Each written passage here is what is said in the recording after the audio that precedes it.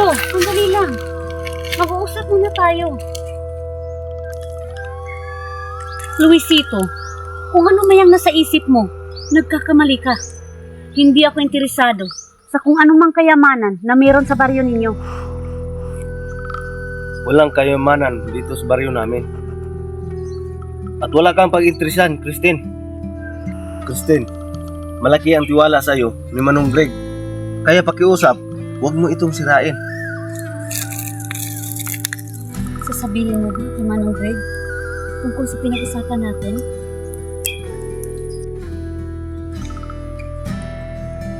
Hindi. Pero ayoko nang marinig muli ang tungkol sa ginto. Oo, sige. Nagtatanong lang naman ako. Kahit na, Oo, sige.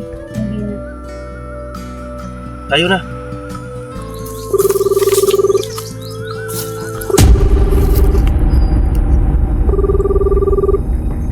Sandali lang, Luisito. Sasagutin ko muna ito. Sige. Mauna na ako sa iyo doon. Sige, hintayin mo na lang ako.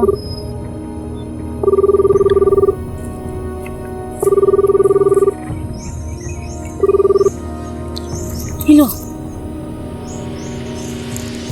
Wala pa. Mahirap. Natatakot kasi ako. Baka kasi malaman nila kung anong totoong pakay ko dito. Patayin nila ako.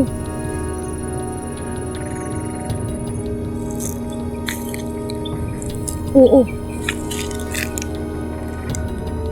Hindi pa. Pero hayaan mo. Baka sa susunod na araw ay makakapunta na ako dun. Oo. Sige na. Gagawin ko yan. Sige na. Tatawagan na lang kita.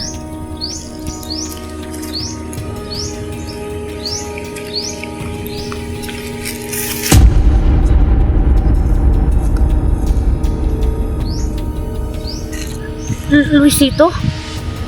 Sabi mo, mauuna ka na doon. Bakit nandito ka? Hinintay kita. Kanina ka pa ba dyan? Hindi. Bago lang. Sino ang kinakausap mo? Si Ricky. Kaibigan ko. Siya yung kasama ko dito nung una kong punta dito. Anong pinag-usapan ninyo? Grabe naman itong si Luisito. Kailangan mo pa bang malaman kung anong pinag-usapan namin? Christine, ang baryo namin ay gwardyado at iniingatan namin ito. At kung may balak kang masama dito sa baryo namin, mas mabuti pa, huwag nyo nang ituloy. Dahil kilala mo kami at alam mo kung ano kami. Luisito, ano bang nangyayari sa'yo? Ba't tag-iiba ang ugali mo? Wala naman akong ginagawang masama dito sa baryo ninyo. Pinapaalalahanan lang kita. Kaya umuwi na muna tayo. Parang natakot ako dun.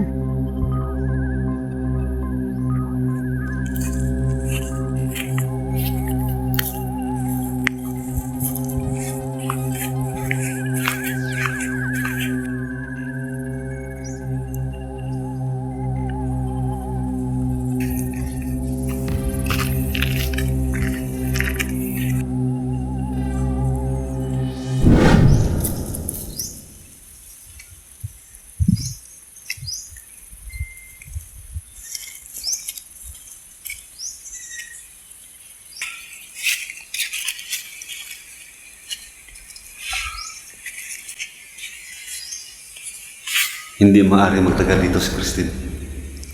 Kailangan ko siya mapaalis agad dito bago pa siya makita ni Rene. Nakakabahala ang nakita ko kanina. Itim na usok. Paano niya yun nagawa? Nakakapagtaka. Ngayon ko lang nalaman na kaya palbasin ni Rene ang itim na usok. Usok ng demonyo. Hindi basta-basta na mamaster ito. Kahit si Supremo ay hindi ito na-master. Pero siguro, nagawa niya. Saan niya ito natutunan? Nakakabahala ang Castel. Kahit ako, masasabi ko na hindi ko siya kayang talawin.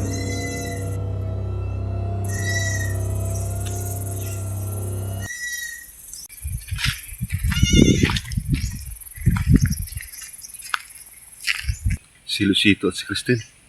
Nandito sila.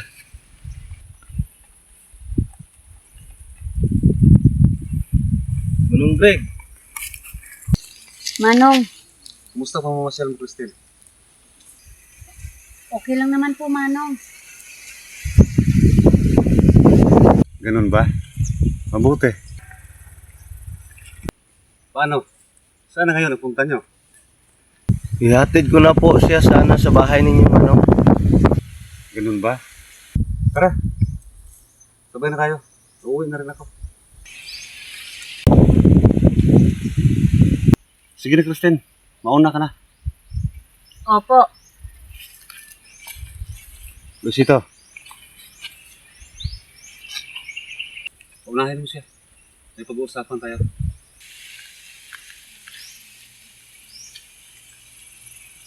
Manong Greg, Luisito, bakit hindi pa kayo naglalakad? Maglalakad na kami, Christine. Bilisan niyo po para sabay tayo. Sige lang, Christine. Mauna ka lang. May pag-uusapan pa kami. Ah, sige po.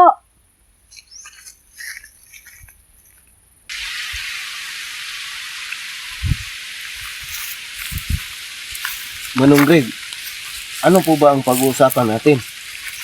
Lucito, nakita kami ni Rene. Ano? Nagkita kayo ni Rene? Manong Greg, may nangyari po ba? Wala.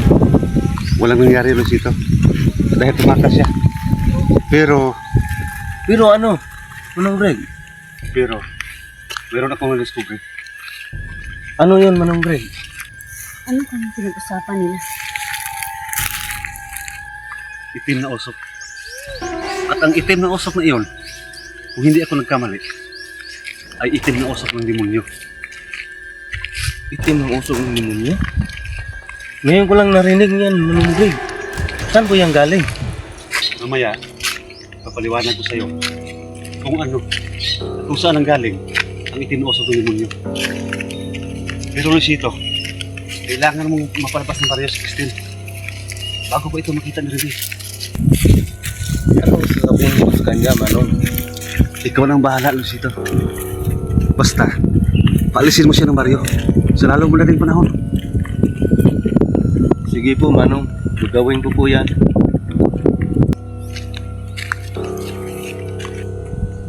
Ano kaya ang pinag-usapan nila?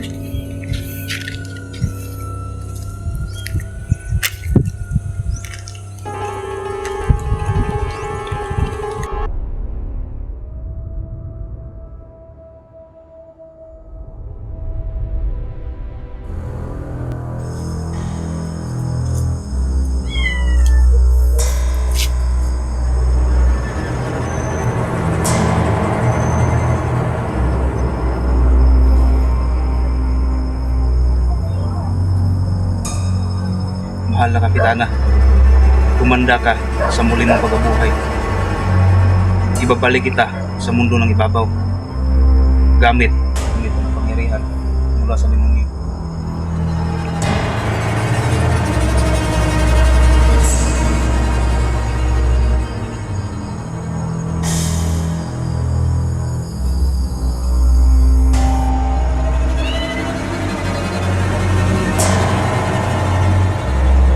Itim na usok, gamit ang sarili kong dugo, bubuhayin kita.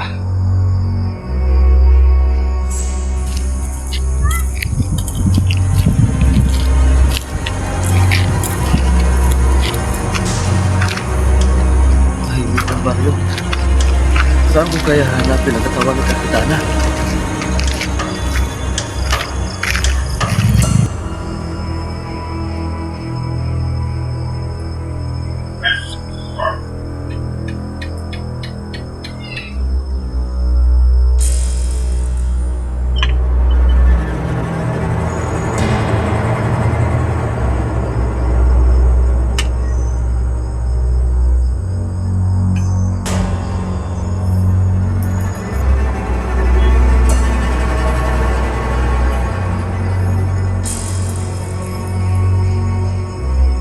Patuloy mong kamot sa mata.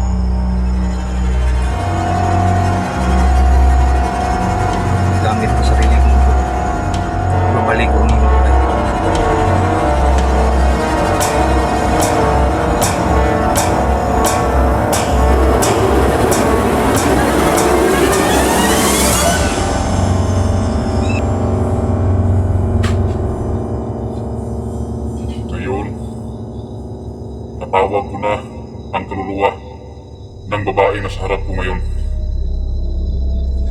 Bumalik ka na sa katawan mo. Ngayon na!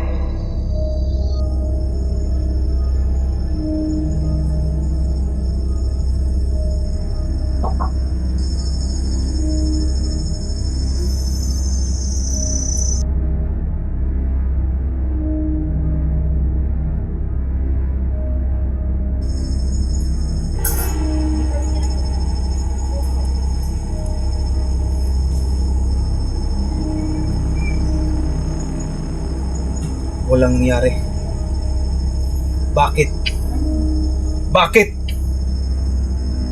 Dapat buhay ka na, Kapitana. Dapat buhay ka na.